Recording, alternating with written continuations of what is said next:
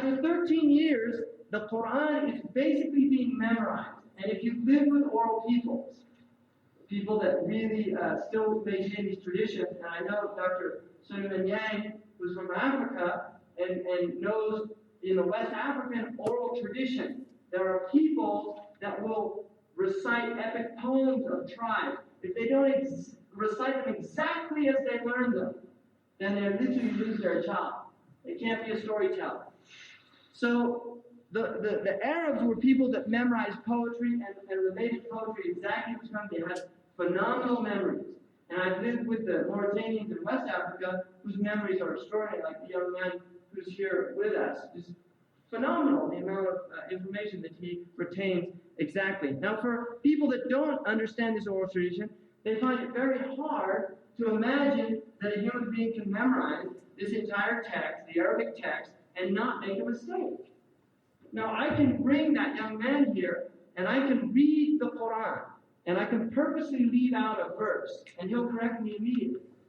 Now, the other thing that's interesting about the Quran is for people who memorize it, and even parts of it, will quickly learn that the Quran is a self-correcting book because it has a very unusual rhythm that if you find a verse moves out of sync, suddenly you're aware, I've said something wrong. And I'll give you an example. Last week, I read the Subh prayer, and it was a rather long surah that I read. And at the end of it, I said a verse that is actually out of the Quran, but it wasn't the verse that went in that place, and used almost these same words.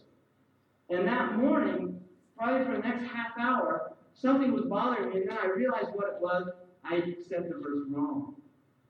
And I corrected myself. Nobody corrected me in the prayer, but I corrected myself.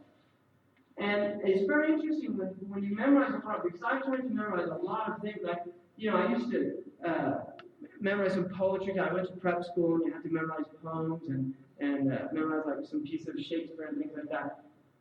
The really interesting thing about it is that the Quran, one, is facilitated. It's very easy to memorize. It's not hard to memorize for many, many people.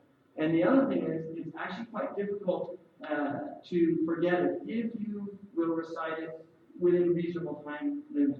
Repeat it every once in a while. It's very difficult to forget. But the Hafiz, or the one who preserves the Quran, is somebody who has memorized it by rote. It usually takes about, in the Indian subcontinent, they'll do it between 1.5 to 2.5 years.